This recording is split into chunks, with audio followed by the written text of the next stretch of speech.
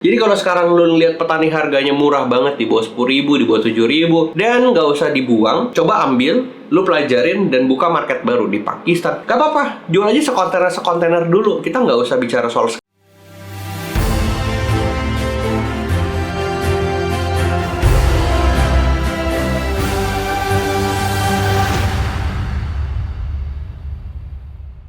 Halo guys, welcome back to my channel bareng gue Juli Ekspor. Sekarang di video kali ini segmennya yang kalian suka banget adalah ABCDE. Apapun bisa cuan kalau diekspor.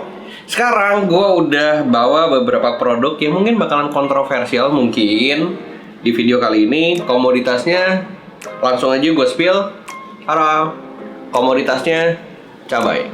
Jadi sebenarnya bisa nggak? Bisa banget cuan jualan cabai dari Indonesia kalau diekspor. Cuman ada cumannya, as we know, yang kita tahu sebagai masyarakat Indonesia, cabai ini adalah satu komoditas yang memang permainannya mengerikan sekali.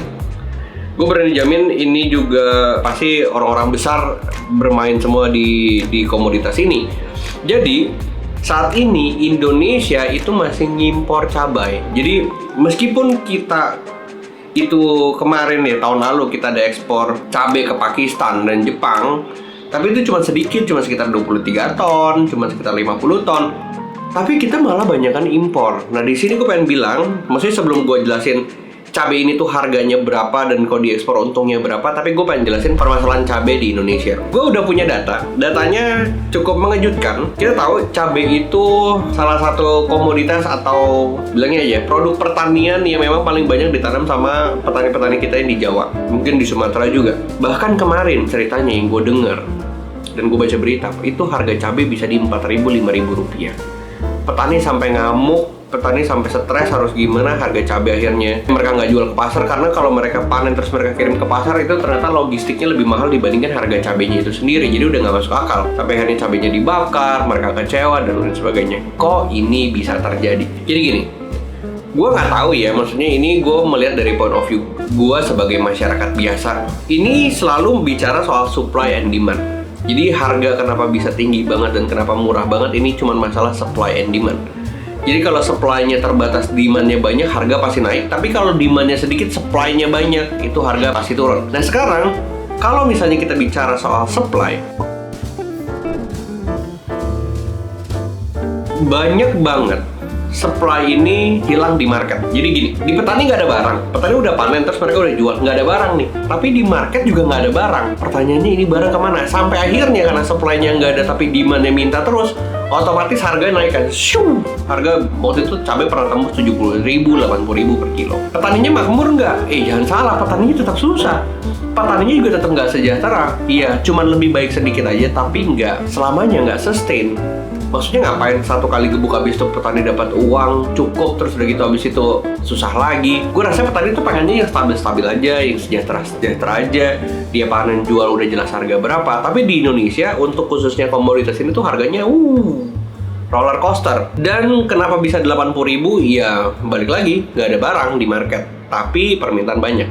Sampai akhirnya pemerintah mengimpor cabai dari luar negeri untuk menstabilkan harga barang. Jadi paham ya konsep mengimpor cabai itu sebenarnya adalah untuk menstabilkan harga cabai di pasaran. Jadi karena supply-nya disesuaikan dengan demand, harganya bisa turun ke 50.000, ke 60.000. Tapi gue udah punya data di sini. Datanya cukup mengejutkan. Datanya adalah salah satu negara yang mengekspor cabai ke Indonesia, artinya kita ngimpor cabai, itu paling besar dari India.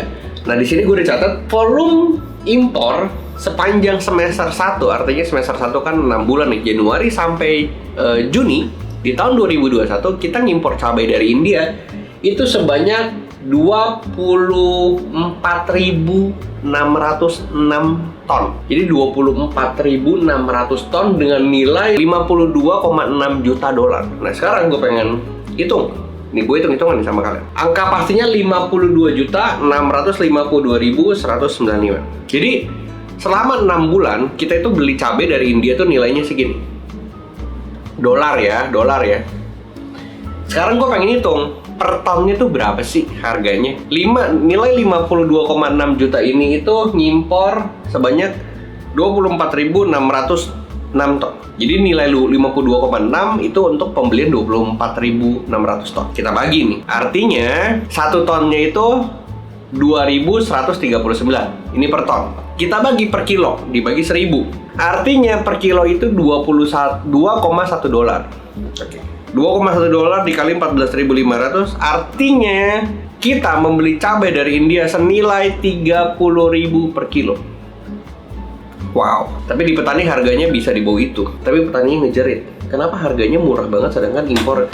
Sorry itu gue di video ini opini pribadi, tidak ada menggiring harus seperti apa, enggak, sama sekali enggak. Cuman gue cuman bilang harus ada manajemen supply yang diperbaiki di Indonesia supaya cabai kita itu bisa, maksudnya cabai produksi kita sendiri itu bisa menjadi salah satu ketahanan pangan untuk negara kita. Jadi petani kita itu cukup sebenarnya, harusnya cukup untuk bisa menjaga ketahanan pangan. Petani tugasnya udah susah, nanam, terus udah gitu nyemprot biar nggak ada hama dan lain-lain, tapi harganya murah sekali. Semoga lah ya kedepannya Indonesia bisa jadi lebih baik, pemerintahnya lebih baik supaya tidak ada permainan di komoditas cabai ini. Dan kita nggak cuman untuk ketahanan pangan, tapi kita bisa improve sampai ke ekspor. Jadi kalau ditanya sekarang kok bisa nggak ekspor? Buat gue ya jalan aja, nggak apa-apa. Mau ada pemerintah kek, nggak ada pemerintah kek, jalan aja. Udah, kenapa? Gini, kalau kalian lihat di daerah kalian petani itu harganya 4.000, 5.000 per kilo, udah bilang, Pak jangan dibuang. Karena selama ini mereka kecewa karena mereka cuma jualnya ke pengepul. Tapi kalian bisa bilang ke mereka, Pak jangan dijual, coba saya bantu, saya pasarkan ke luar negeri.